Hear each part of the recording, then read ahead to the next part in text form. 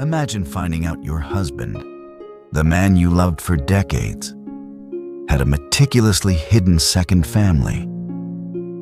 What if the key to unlocking this shocking secret wasn't a private investigator, but a final bill from his favorite restaurant? This is the unbelievable story of a widow whose world was shattered by a piece of paper, revealing a life she never knew her husband led. The silence in the sunroom was a companion, not an absence. It was the quiet of a book finished, of a garden tended, of a life settled into its final, graceful chapters. Eleanor Green, at 78, had made peace with the architecture of her days. The morning crossword, the afternoon tea, the evening spent with the ghost of her husband, Arthur, whose smiling portrait watched from the mantel. 8 years had sanded the sharp edges of grief into something smooth and manageable. A stone in her pocket, its weight familiar. The mail was a ritual. Junk flyers, a charity appeal, the reassuring bulk of her medical newsletter. Then, her fingers brushed against an envelope of a different texture. Thick, cream-colored linen paper, the kind that feels expensive. The return address was embossed in a discreet navy script, Le Jardin Blanc. A small, elegant shock, like hearing a song from a forgotten decade.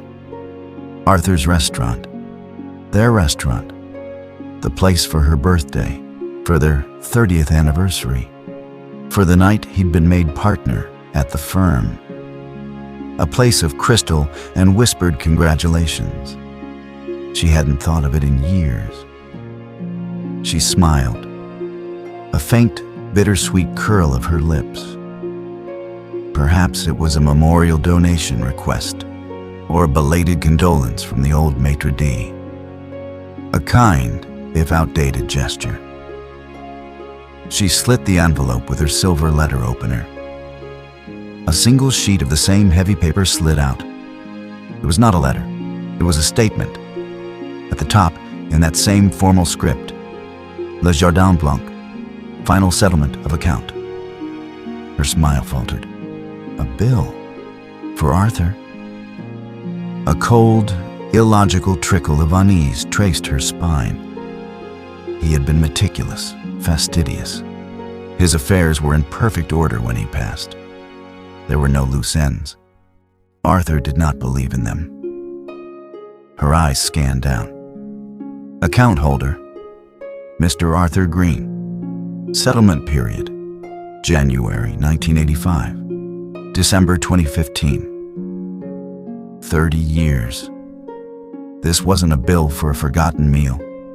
It was a history, a summarized ledger of a secret, sustained ritual. Her heart, that old and careful engine, began a slow, heavy thump against her ribs. She read the itemized summary, her breath catching in her throat. Not charges for specific dishes, but for events. Annual anniversary dinner. Table for two, June 12th. Listed 30 times, once for every year. The room, so warm and bright a moment before, seemed to tilt. The sunlight through the bay window turned clinical, harsh. She stared at the date, June 12th. She knew it with a certainty that felt like falling. She pulled her personal diary from the shelf, the leather cover soft with age. Her hands, suddenly clumsy, found the year 1994. October 7th. Our 25th. Arthur surprised me with pearls. Dinner at Le Jardin. He cried during the dessert toast. So happy. Her anniversary was in October, October 7th. But according to this paper, to this final settled account, Arthur Green had celebrated an anniversary every June 12th. For 30 years, with a table for two. The peaceful silence of the sunroom shattered, replaced by a roaring, deafening quiet. The stone of her grief was no longer in her pocket. It was in her throat, choking her. She was not holding a bill. She was holding the first piece of a coffin she never knew she was living inside. The sunroom was no longer a sanctuary. It was an archive of lies. Eleanor carried the linen paper statement to the formal dining table, its dark mahogany surface a vast, empty stage. She smoothed the bill flat with trembling palms, then went to her study, returning with a stack of her old diaries, bound in faded cloth and leather. These were the scriptures of her shared life. Now, they were cross-reference texts for a heresy. She worked with a methodical, desperate precision. The bill's ledger was a cryptic map, and her diaries were the key to the territory she thought she knew. Line by line, date by date, she began the excavation. Business dinner, 4 guests, October 17th, 1998. She found the diary entry. Mother's funeral, rain all day, Arthur a rock, handling everything, exhausted. He stepped out at 7 p.m. to finalize arrangements with the partners. Returned near midnight, smelling of rain and mint. The arrangements had been a table for 4. While she sat shrouded in black, numb with loss, he was toasting with unnamed guests. Private room. Birthday celebration, M. Green. March 22nd, 2005. Her finger traced the date in her diary, a blank page. She flipped. March was a quiet month. Arthur's birthday was in August, her own in May. Their son David was born in November. No one in her world was M. Green with a March birthday. The initial M hung in the air, a ghost initial for a ghost family. But it was the specific recurring menu notes that acted as acid, eating through the last veneer of doubt. Arthur's tastes were as familiar to her as her own reflection. They were a part of their shared language. The bill noted on multiple entries. Extra truffle fries, well done. Eleanor let out a small, choked sound. Arthur despised truffles. He called the smell cloying, funereal. He would politely send back any dish where the scent was too pronounced. And well done? He believed frying a potato into submission was a culinary crime. Crisp on the outside, fluffy within, Eleanor. Anything else is a failure. These weren't his fries. Another note, appearing with haunting regularity, often on the anniversary dinner entries. Sparkling cider, 2 glasses. Arthur didn't drink cider. He barely drank at all. A single glass of champagne on New Year's Eve, under duress. His drink was Pellegrino, still water, with a single slice of lime. Bubbles are for celebrations, he'd say, and life is mostly Tuesday.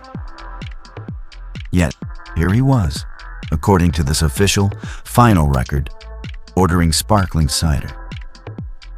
2 glasses, for 30 Junes. The evidence was no longer in the grand absences, but in the intimate daily betrayals of preference. The bill painted a portrait of a man with different appetites, different rituals, a different palate. It revealed a person who enjoyed truffles and sweet cider and well-done fries. A person who celebrated in March and on June 12th. She wasn't just looking at evidence of another woman. She was looking at evidence of another Arthur. A man who existed in a parallel universe of taste and tradition. A man who walked out of her life and into another with the simple act of ordering a different side dish. The dining table was now a forensic lab. The bill was the autopsy report, and the corpse on the slab was her 40-year marriage. The most damning clues weren't the secret meetings, but the sparkling cider. Proof that the stranger wasn't just in another house, He was in another skin, one her husband had worn comfortably and exclusively without her. The emotional vertigo was one thing. The taste of betrayal, the shattering of memory, these were storms in the heart. But Eleanor was of a generation that understood ledgers, that believed in the cold, hard truth of columns that must add up. The bill from Le Jardin Blanc had a final column, one she had avoided, amount due. The figure was staggering, a 5-digit sum that represented 30 years of meticulous deception. But more chilling than the total was the code neatly typed beside each annual summary. Settled via transfer. Act 7B. Act 7B. It was a key, not to a person, but to a vault. The financial horror, slow and tectonic, began to dawn. This wasn't a secret paid for with pocket cash and loose change. This was an institution, a second life with its own line of credit. With a resolve that felt like moving through wet cement, she went to the basement, to the fireproof lockbox where Arthur had kept their important papers. The deed, the insurance policies, the will. She lifted out the heavy files of their joint bank statements, bound by year with brittle rubber bands. She carried them to the dining table, pushing aside the diaries, making space for the archaeology of their finances.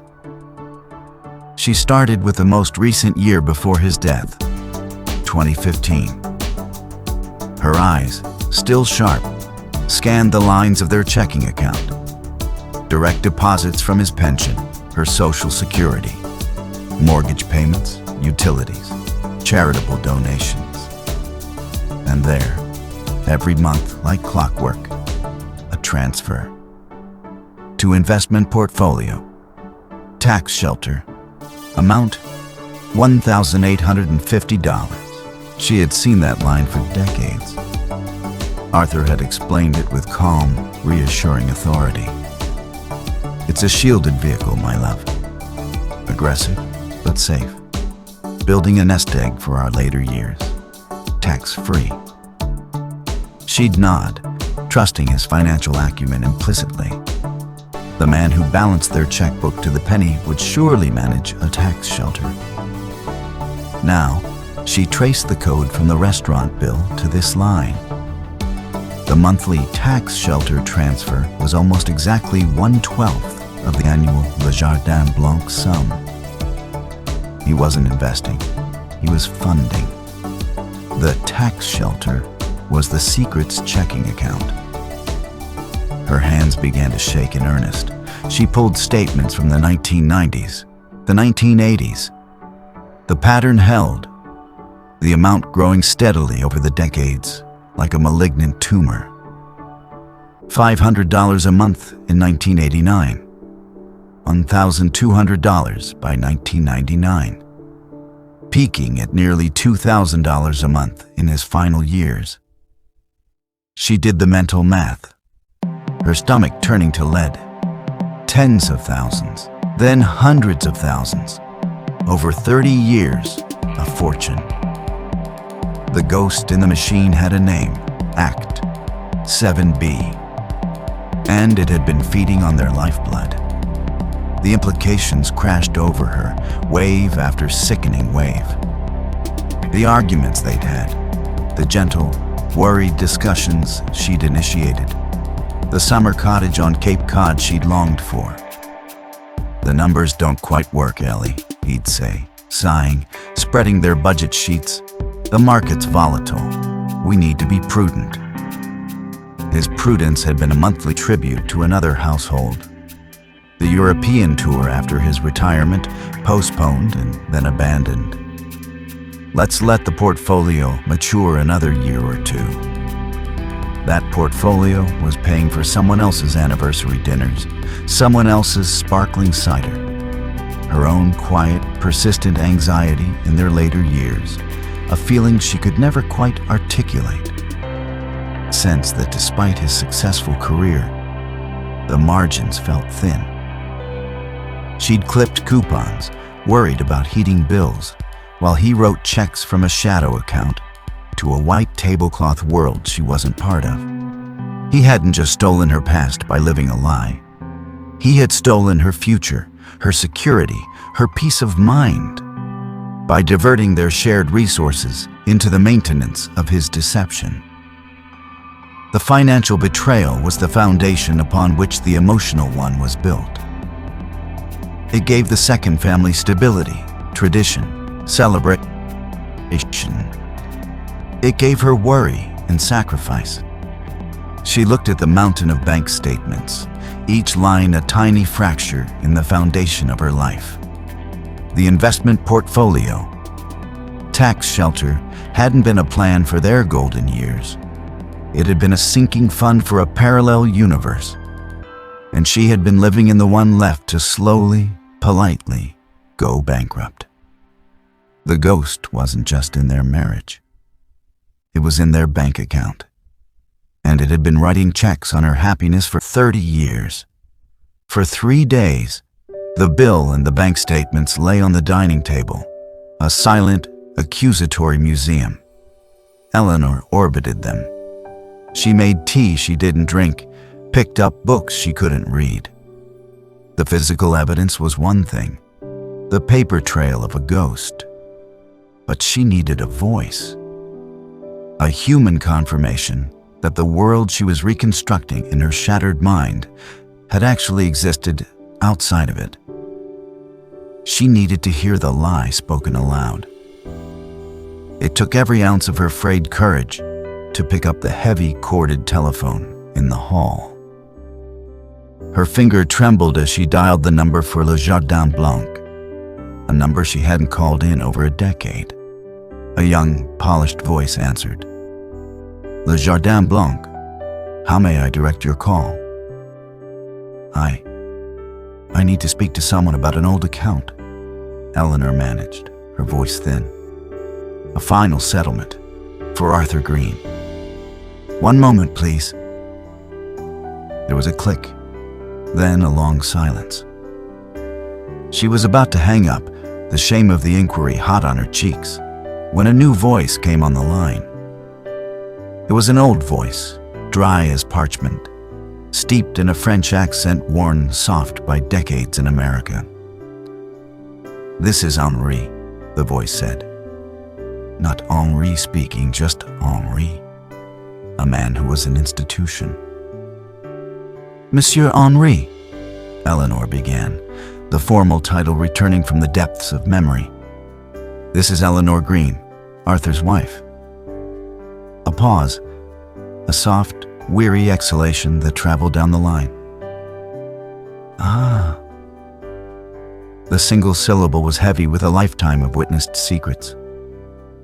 Madame Green, I had wondered if this call would come. Her heart clenched. You wondered? The final notice, Henri said, his tone not unkind but profoundly tired. When we closed the old ledger books, I saw his account. I instructed them to send it. It did not feel right to bury it with the old receipts. Some debts are not monetary. Eleanor sank into the hallway chair, the receiver slick in her hand. The bill. It lists dinners. For many years. Oui, Henri said softly. He was a fixture. Every Sunday lunch, like a mass. Table in the back corner, by the fountain. He called it his table. A faint, nostalgic chuckle, then it died. For 25 years at least, until he stopped coming. Sunday lunch. While she was at church, or tending her garden, or reading the paper. He was at his other table. Was he? Alone? The question was a whisper. Henri's silence was answer enough. Then he spoke, choosing his words with the care of a man arranging a funeral bouquet. He was a devoted father in his way. The children, they grew up in that corner, from high chairs to coloring books, to ordering for themselves. The boy liked the steak, très bien cuit. The girl, the sole meunière, no lemon. He recited it like a menu special, a memorized liturgy of another family's life. The world tunneled. Children, the word from the bill made flesh. A boy, a girl, growing up in her husband's shadow life. And the woman? Eleanor forced out. Another pause, longer this time. She was quiet, pretty. She smiled at him in a way that, well, he cleared his throat. We are discreet, madame. It is our profession. But we are not blind. We assumed you had an arrangement, the understanding. It is not so uncommon. An arrangement, the ultimate insult packaged as sophistication, that her dignity, her entire married life, could be explained away by the waitstaff as a cold marital contract she had agreed to. Her name, Eleanor breathed, not a question, but a plea. Henry sighed, the sound like leaves rustling. The reservation was always under M. Green. But he called her Claire. I remember, because once on Mother's Day, the little girl had made a card. It said, "To the best mummy, Claire." He was so proud, he showed me. Claire. The ghost had a name. It was no longer an initial on a bill. It was a woman who received Mother's Day cards in Eleanor's restaurant, at Eleanor's husband's table. "Thank you, Monsieur Henri," Eleanor said, her voice a hollow echo. "Madame," he said, his tone dipping into true sorrow. "I am sorry for the sending of the bill and for all of it. Some truths do not set anyone free. They only build a different kind of prison." The line went dead. Eleanor sat in the silent hall, the name Claire echoing into the emptiness. The voice from the past had confirmed the unimaginable. The paper trail was real. The children were real. Claire was real. And for 25 years, the staff of her favorite restaurant had served them, smiled at them, and pitied her for the Rye-Seneno arrangement they thought she coolly endured. The humiliation was complete, and it was retroactive, poisoning every memory she had ever had of the place. It had never been their sanctuary. It had always been his other home.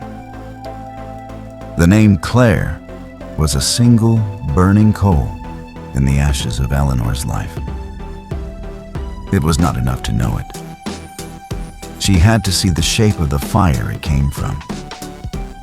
The thought of sleuthing herself, peering through windows, following strangers, filled her with a Victorian sense of disgrace. But the need to know, to map the full geography of the betrayal, was a physical ache, a phantom limb of her stolen reality. She found the researcher through a lawyer David had once used for a property dispute, a discreet older woman named Gail, who asked no unnecessary questions and whose fees were as sober as her demeanor. Eleanor handed over the ledger, the bank codes, and the name. "I need to understand the scope," she said, her voice unnaturally flat. Gail had simply nodded, her eyes soft with a professional pity. A week later, a plain envelope arrived. Inside, a concise report. It was worse than Eleanor had braced for. Claire Dawson, not a Green. She had kept her own name, an elementary school teacher, lived in a tidy, middle-class suburb called Pine Brook, 40 minutes from the city. The report included a photocopy of a 2-year-old obituary. Beloved mother and grandmother, passed after a brief illness, predeceased by her longtime partner, Arthur Green. Longtime partner. The phrase was a scalpel. It wasn't an affair. It was a parallel marriage. Arthur had been publicly claimed mourned in another family's narrative. The next pages stole the air from the room. Michael Green Dawson, age 39. Sophie Green Dawson, age 37. Attached were copies of birth certificates, the father's line unequivocally stating, Arthur Joseph Green. They had his name, a hyphenated version of it, but his name nonetheless. They were not hidden bastards. They were his acknowledged children, carrying his identity into the world. They were adults, with lives. Gale's report included, with a note of apology, printouts from public social media profiles. For context, the note said. Eleanor spread them on the table, her hands numb. Here was the Ghost family, in vibrant, pixelated color. Michael, a handsome man with Arthur's strong jaw and her own father's kind eyes. Photos of him at a barbecue, laughing. A shot of him holding a toddler on his shoulders. Caption: Sunday fun day with Grandpa's little buddy. The date was from 5 years ago. Arthur, alive, playing grandfather to a child she never knew existed. Sophie. She had Claire's smile, but Arthur's thoughtful brow. A professional wedding photo. She beamed in a white gown, arm in arm with Arthur in a morning suit. He looked radiant, proud, his chest puffed out. Caption: Dad walking me down the aisle, my rock. Eleanor's own wedding photos, in their album upstairs, suddenly felt like stage props. She scrolled through the printouts, a silent, screaming documentary of the life Arthur had chosen every Sunday. Soccer games where he cheered from the sidelines. Graduation ceremonies where he stood beaming between Claire and a cap and gown Sophie. Christmas mornings in a living room she didn't recognize. A tree overflowing with gifts. Arthur in a reindeer sweater she'd never seen. The man in these photos was unfamiliar. This Arthur was looser, louder, more openly affectionate. He wore silly hats. He kissed Claire on the cheek in broad daylight. He looked happy in a way that seemed less curated, more effortless than the measured contentment he'd shown her. This was the ultimate, devastating twist. It wasn't just that he had another family. It was that he seemed to be a different man with them. A better father? A more relaxed partner? The questions were torture. Had the pressure of his double life made him cherish his time with them more? Or had the life with her been the performance, and this the true self he could only reveal in Pine Brook? They lived 40 minutes away, a universe and a short drive. For decades, he had traversed that distance, switching selves as easily as changing lanes. One life funded the other. One woman's loneliness paid for another woman's fulfilled family album. Eleanor stared at the photo of Arthur, mid-laugh at a backyard picnic, a hot dog in his hand. She realized she had never seen him eat a hot dog. She had never seen that particular, unguarded crinkle around his eyes. The Shadow family wasn't in the shadows. They were in the sunlight, in a suburb with good schools, smiling out from the internet. They were her husband's other, more vibrant life, now permanently preserved in a digital heaven where she was the ghost. And the final, unanswerable question echoed. In which of these lives had Arthur Green truly been living? The evidence suggested a terrible answer. The one he'd kept secret from her. Confrontation was a young woman's game, a drama for the unbroken. Eleanor felt shattered into 1,000 quiet pieces. To storm into the lives of Michael and Sophie with her truth would be an act of violence, not against Arthur's memory, which deserved it, but against these strangers who had, in their own way, also loved him. They were his victims too, even if they didn't know it. They had lost a father. She would not make them lose their father a second time by revealing him as a fraud. But she had to see it. The paper, the photos, the voice on the phone. They were abstractions. She needed to witness the physical reality of the world that had run parallel to her own. She needed to make it real so she could finally begin, impossibly, to let it go. The drive to Pine Brook was a journey through a mirror. Familiar chain stores took on a sinister banality. He would have passed them on his way to his other life. She followed the researcher's directions to a pleasant, tree-lined street of well-kept colonials. Number 214, the Dawson House. It was yellow with white trim, cheerful. A child's bicycle, a bright red thing with tassels on the handles, lay on its side in the driveway. A minivan was parked beside it. Eleanor parked 2 houses down, under the dappled shade of a large oak. She felt like a ghost, insubstantial, peering into the land of the living. She rolled her window down. The air smelled of cut grass and barbecue from a distant yard. It was a Saturday afternoon. For a long time, nothing moved. Then, the front door opened. A woman stepped out, struggling with 2 heavy canvas grocery bags. Sophie. It was undeniably her, but the live version was more potent than any photo. She had Arthur's way of standing, a slight, thoughtful tilt to her head as she fished for her keys. She was dressed in jeans and a faded university sweatshirt. Ordinary, real. A boy of about 6 or 7 burst out behind her, clutching a toy spaceship, making engine noises. "Mom, can I have a popsicle?" "After you help bring in the groceries, Space Ranger," Sophie said, her voice carrying on the quiet street. It was a warm, patient voice, a good mother's voice.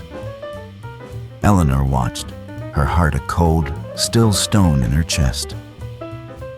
She watched Sophie heave the bags onto the kitchen counter inside, watched the boy dart back out to ride his bicycle. She saw a man's silhouette pass a window upstairs, Michael perhaps. This was not a scene of illicit passion or gilded secrecy. It was a snapshot of domestic contentment. Saturday chores, a popsicle negotiation, a life. This was what Arthur had left her for every Sunday. Not for drama, but for this. For the mundane, unremarkable texture of a family's afternoon. The sheer, devastating normalcy of it was the final blow. The love hadn't been stolen from her. It had been duplicated. He had not taken the father and husband from her home. He had simply been a father and husband in 2 homes, dividing his presence like a pie. The grief she had spent 8 years processing, the lonely nights, the empty chair at the table, the slow adjustment to solitude, was now poisoned. She hadn't been mourning Arthur.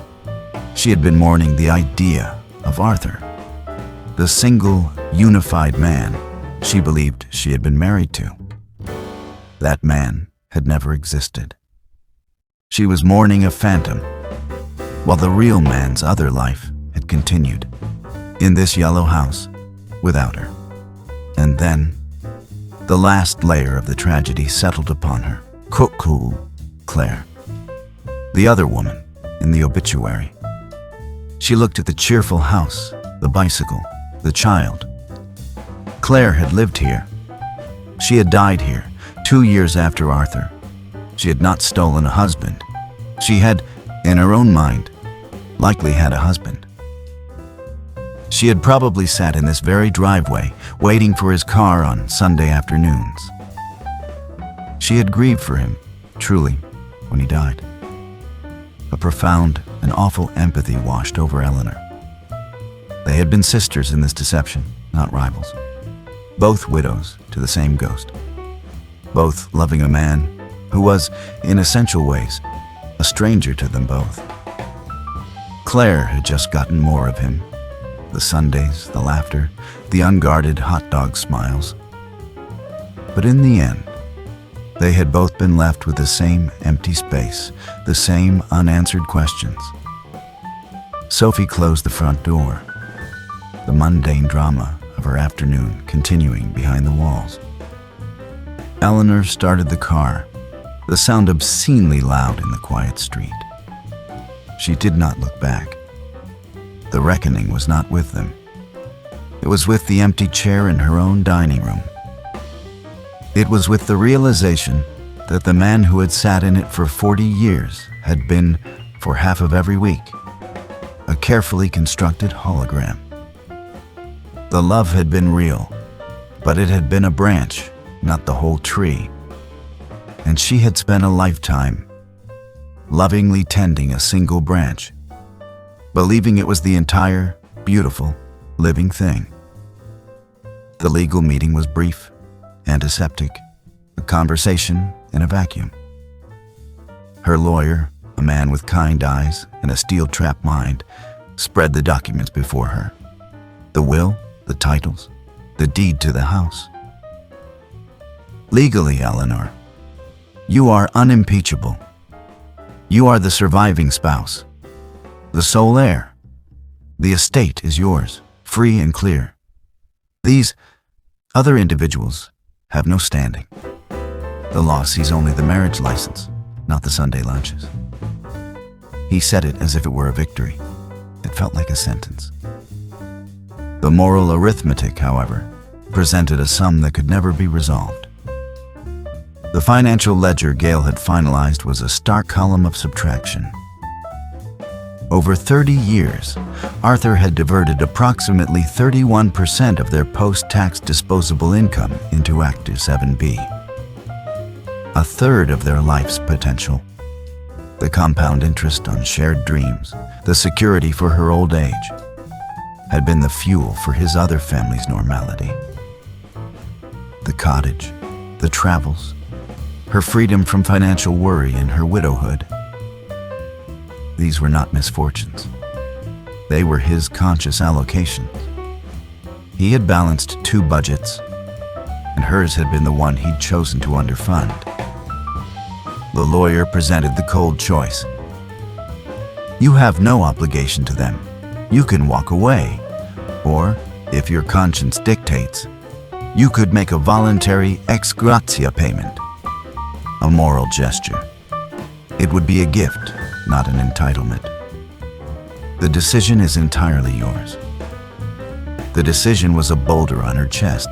To write a check would be to formally acknowledge their existence, to monetize the betrayal, to become a character in the story she never wanted to be part of. It would feel like paying a ransom for her own stolen life. But to do nothing, to keep the money that had been, in essence, jointly earned, yet unilaterally diverted, that would make her an accomplice in the final act of the fraud. She would be profiting from the lie. The emotional fallout was a quieter, more profound devastation. It was the death of context.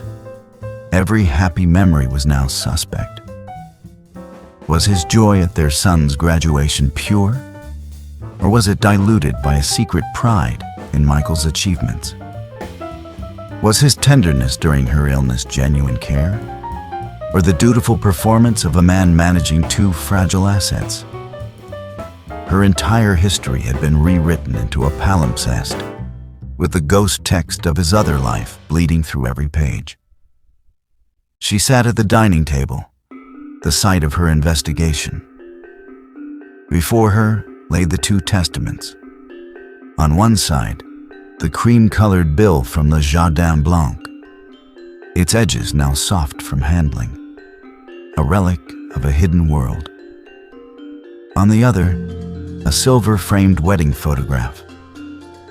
A young Eleanor, radiant in lace, looking with absolute trust at a young Arthur, handsome and sincere, in his morning coat. The bill was a ledger of duplicity, a chronicle of the man he was when he left the house. The photo was a covenant of fidelity, a snapshot of the man he promised to be when he came home. They were both true. They were both Arthur Green. And they told two stories that could not coexist, yet had, for 40 years, in the same skin. The legacy he left was not an estate. It was an impossible equation of love and lies, with two sets of heirs who could never meet. And she, the primary beneficiary, was left with the bankrupting task of deciding what to do with the poisoned fortune of his attention, and the terrible, lonely weight of knowing that the smile in the wedding photo was, even then, already being practiced for another, future audience. The rage never came. Perhaps she was too old for its fire, or the deception was too vast, too coldly engineered, to be met with anything but a profound, weary sadness. It settled in her bones, this new companion, heavier than grief. The hook of this terrible story, she realized, was not the discovery of the secret. It was the question the secret made permanent, a question that now hung in every room of her house, echoing in the space where his chair used to be. Which life was real? Was the man who remembered her coffee, who cried at their anniversary dinner, who held her hand through illness? Was he the true Arthur? Was the suburban father, the backyard barbecue king, the wearer of silly hats, merely a role he played? An escape from the pressures of his legitimate city life? Did he come to Pine Brook to exhale, to be a simpler version of himself, leaving his complexity and his conscience with her? Or was the opposite true? Was the attentive husband, the prudent provider, the man of quiet routine, the performance? Was the vibrant, relaxed man in the photos, the one who looked so effortlessly happy, the authentic soul? And the life he built with her, a beautifully maintained cage of obligation and expectation? Had she, with her love and her needs, been the weight that kept his true self hidden, only to be set free on Sundays?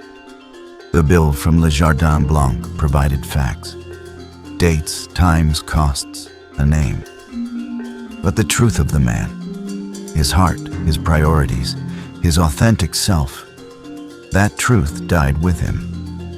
It was the one thing he had not duplicated, the one asset he could not split between two accounts. She was left with a haunting, unresolvable understanding. For 40 years, she had not shared her life with a monster, nor even with a simple liar. She had shared it with a skilled, loving stranger, a man of immense emotional capacity who chose every day to partition it. A man she had known intimately, and not at all. The final betrayal was not the other family. It was the theft of her own history's meaning. She would never know if the love she cherished was his masterpiece or his homework. And in that uncertainty, in the endless echo of the unanswered question, was where she would now have to learn to live. This story isn't about infidelity, not really. It's about something far more cold and calculated. The architecture of a sustained deception. Arthur Green didn't just tell a lie. He didn't just have an affair. He engineered a parallel universe. He built a second life with the meticulous care of a city planner, complete with its own financial infrastructure, Act 207B, its own sacred traditions, Sunday lunch, the June 12th anniversary, and its own documented history, now forever preserved in family photo albums and a restaurant's ledger. He maintained this shadow world for decades, with the discipline of a CEO running a subsidiary. This wasn't a crime of passion. It was a long-term logistical operation. The emotional betrayal was almost a byproduct. The real violation was the theft of shared reality. Eleanor's entire past, her worries, her joys, her understanding of her own marriage, was rendered fiction. Her truth was just one narrative in a 2-volume set she never knew existed. The lesson here is chillingly clear. The most dangerous person is not the one who tells a lie, but the one who builds a life around one. They prove that love and deception are not opposites. They can be co-managers of the same heart. Arthur's story forces us to ask a terrifying question. How well can we ever truly know someone who has the capacity and the stamina to curate what we see? The real horror isn't the betrayal of love, but the betrayal of shared reality. Eleanor's entire past, the lonely nights, the worried budgets, the cherished memories, was now retroactively falsified. Her history was no longer hers. It was a curated exhibit he allowed her to see. The lesson is chillingly simple. The most dangerous lies aren't the ones we tell to hide a mistake. They are the ones we live to construct an alternative life. They prove that a person can be kind, present, and loving, all while presiding over the systematic demolition of your truth. In the end, the bill wasn't a revelation of who he was to them. It was the receipt for the person he chose not to be with. What's more frightening, the secret itself, or the sheer managerial skill it took to keep it? Let's talk about the psychology of long-term deception in the comments. And if you believe some truths demand to be uncovered, no matter how late they arrive, subscribe. We're here to examine the blueprints.